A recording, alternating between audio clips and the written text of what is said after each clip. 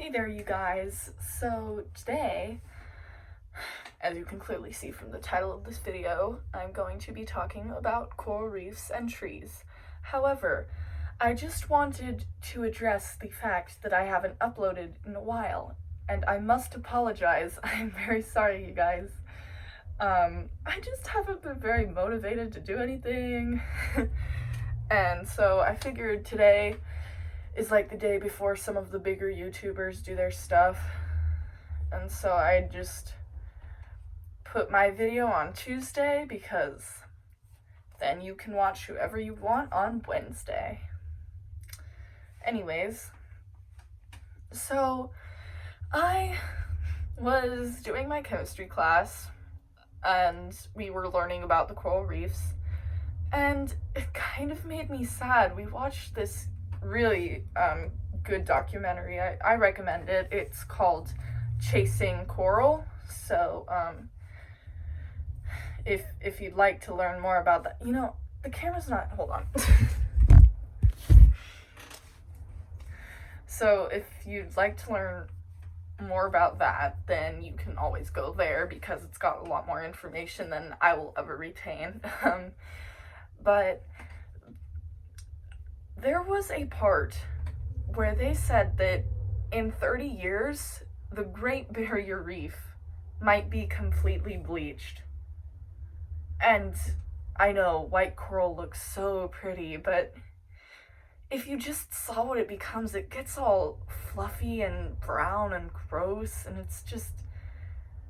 it's all dying, and it's really sad to think that in 30 years, if I have kids and I want to take them to see a reef, there might not even be a reef anymore. And I just thought that it's kind of crazy to think that our whole world, though this is a whole important thing, I have had my mind so closed off to things like this. And I've never been an environmental type person. I've heard lots of videos and things about it. But I don't know, something about this documentary just made me feel so sad that someday these beautiful things aren't gonna be there anymore. And it's not just how pretty they are, it's the people that they support. Coral reefs, the fish that grow there, for one, they're a huge part of the ecosystem. And without the coral reefs, we might not even be alive anymore. And then, of course, there's also the fact that it feeds so many people. In the documentary, they said 1 to 1.5 billion people live solely off of food they get in the coral reefs. And I know that might not seem like very much, but that's about 1/7 of the population. The world population. That's pretty crazy, I think. And then, of course, concerning trees, they make our air so much better, and of course, people are planting more and more, and that is very good. The problem that I am finding is that so many people don't really know what we're doing to the earth, including myself. Before I really started to get into it a little bit, I had no clue that most of our trash didn't go into landfills. A lot of it went into the ocean, and all of the trees in the world, if we didn't have them, we'd be living in a big old cloud of smoke as far as the eye can see, and we wouldn't even be living. We'd all be dead. Our lungs would be filled with so much chemicals and things from factories that we wouldn't be able to breathe.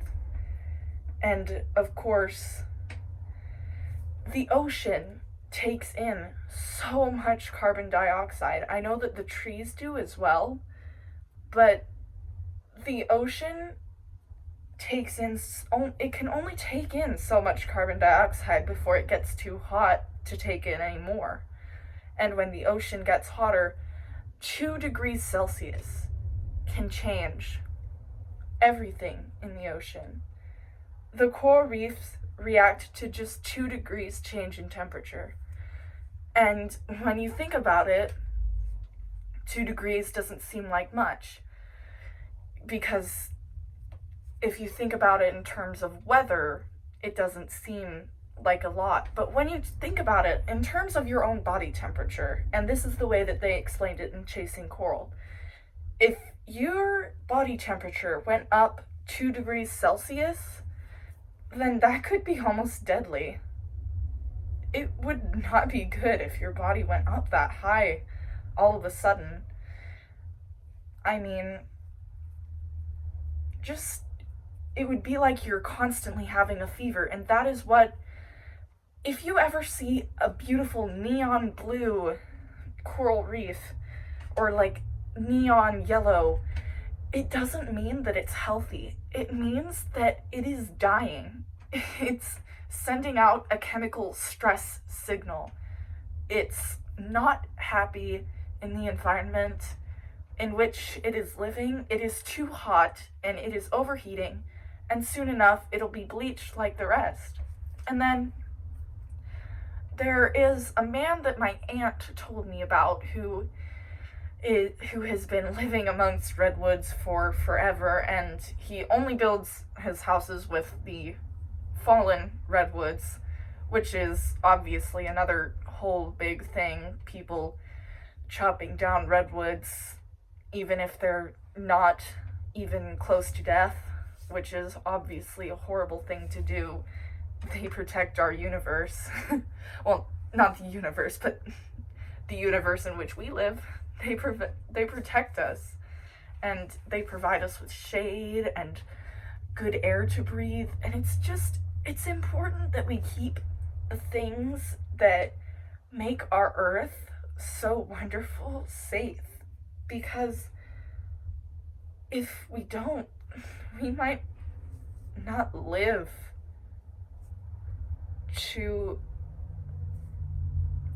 we just might not live through anything.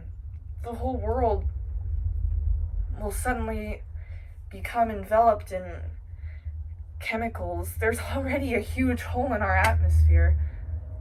The earth is already sending out a distress signal. We're treating it badly, and I know that we are coming up with different ways to reuse energy, which is great, but we are also coming up with things that have nothing to do with this. More technology for phones, more computers, and as much as I love my phone, I mean, I'm recording a video on it right now and I'm gonna edit it right now, but as much as I love my phone, I think it's more important that I'm alive. I mean, I know that I'm not very significant to very many people, but I would rather not die of chemicals in my lungs. I mean, if you think about it, that's the way that so many people died in World War I. And they coughed up their lungs in chunks. I mean, I'm sure that it won't be that bad, but still.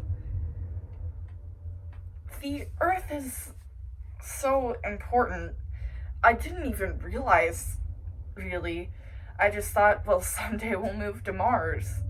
And yes, that would be great if we could move to another planet and get off of this dying one, but why move to a different planet and just kill it as well? Why not just try and save the planet which we live on already? And I know that there are some things that we cannot redeem, but we can definitely just start with using one of those web browsers like Ecosia, where every 2 searches or something, they plant a new tree. And it is amazing that just a search online, which people do almost every day now, can help make the world a better place. And that's what I'm talking about. We don't have to, of course, it's nice to recycle, but did you know that you have to take the caps off of bottles before you recycle them? Because I didn't. I thought that if a bottle said recyclable, it meant the whole thing. But that's just not how it works. And if you don't take the bottle cap off, usually they just put it in with the other trash. And that is obviously crazy, but other search engines, I can't remember what it's called, but there's a search engine for the ocean where every few searches they take a piece of plastic out of the ocean. And it's things like this, just small things, little innovative creations that make the world go round. I mean, think about the Industrial Revolution. We didn't really dabble in making things with coal until we found out how much more efficient it could be. And we haven't really dabbled with things like solar energy until a little while in the past, because we didn't realize how much better for the earth it was. And if we just keep on dabbling, perhaps we can find this one great renewable energy source that makes it so that the earth is safe, the water's safe, the trees are safe, and humans are safe, and animals and ecosystems. If the coral reefs go away, it could affect the ecosystem on a class scale level. I mean, there's always genus, species, all of those, and then it can affect things all the way on the class. Just imagine how much better it would be if we just put on one of those search engines. I'm gonna do it, you can do it. I'm sure that it's pretty simple, and it helps the world become a better place a few searches at a time. Anyways, I think that is it for the video. I hope that you can take this chance to try and do something better for the world, and even if there's hardly anything you can do, you can almost always download a search browser, and you can try and learn different ways of recycling things, and try and use less things that make trash. It's just this whole big thing that makes the world go round. And before the earth can be healthy again, humans need to help it. So, thank you all for watching, and I hope you have a nice day, and I hope that our days aren't as limited as they could be.